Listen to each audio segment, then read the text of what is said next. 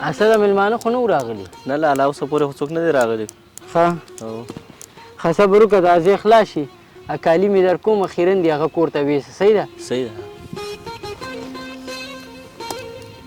لالا ته ولې د دې خانانو په حجره کې کار کوې؟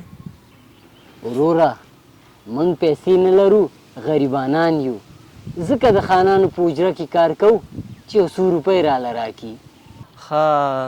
ښه لالا موږ ولې غریبانان یو؟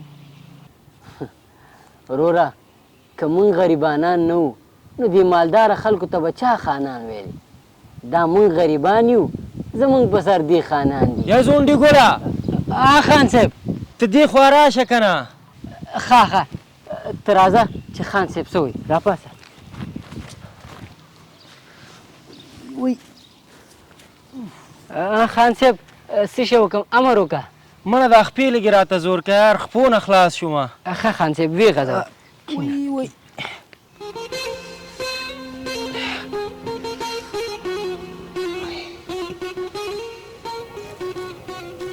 څه ده هغه پرون چې وروره د سره هغه هلکان روان وو هغه څوک وو؟ لالا هغه خو مې ملګری و.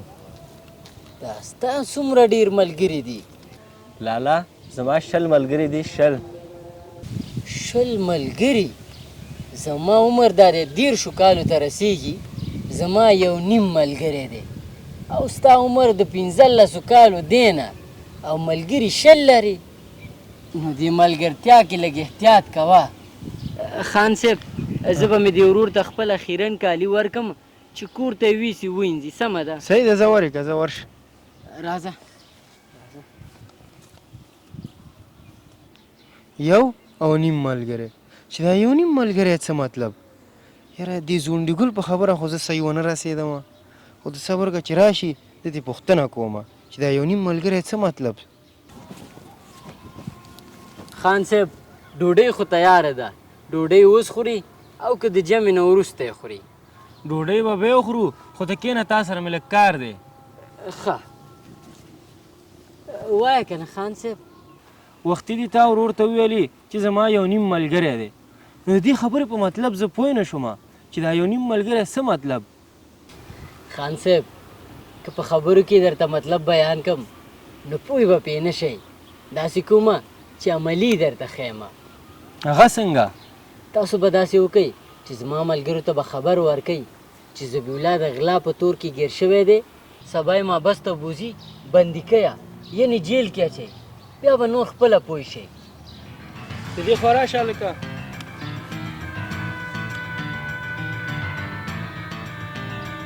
ته ورشه. سیده صاحب سمه ده لاړو.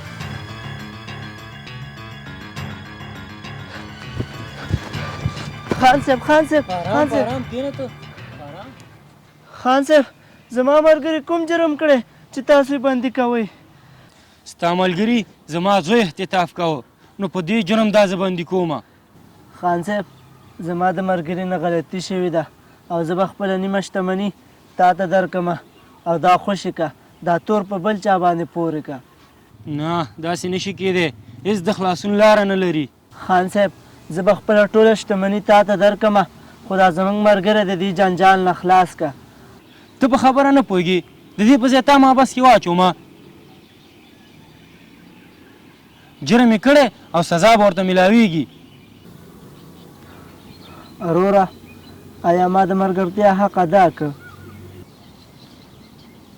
او مننه کوم ما جرم کړی باید ما ته سزا میلاو شي. ته تلی شي.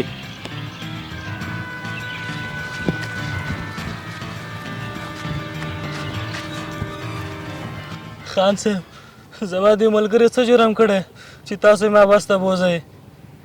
ستا ملګري زما زوی تختوه نو په دې جرم کې مې نیولی دی او ما بس کې بیا چومه.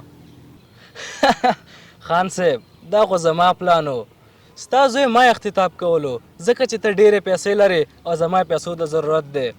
جرم ما کړی سزا باید ما ته راکړل شي. زما دا ملګری خوشي که.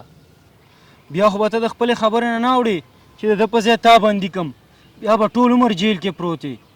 خو خان صاحب زه به ولې د خپلې خبرې نه وړم؟ جرم ما کړی دی او دا ملګری بې ګناه دی چې څه سزا راکوئ ما ته یې راکئ. زبیولا ابل ملګری دی درته د ټولې شتمنۍ نه تیریږي او دا ملګری دا درته د خپل سر نه تیر شو زه خو پوه نه شوم چې دا څه قصه ده ته راشه وروره ته راشه خان صاحب تا ویلیو که نه چې د یو نیم ملګري څه مطلب نو یو نیم ملګری دا و او دې که ته نیمګړی دوست به در نه خپله شتمني قربان کی او پوره بشپړه دوست به در نه خپل ځان قربان کی نیمګړی او پوره مې درته لکه د لمر واضحه که نو زما دی یو نیم ملګری په شلو به څه وکړم چې په سخته کې رانه منډې وخي او بالکل د شمار ملګري دی وي خو چې په تا سخته راشي او ستا تر څنګ ولاړ وي په ډېرو به څه وکړي چې ته په تکلیف کې او تا یوازې پرېږدي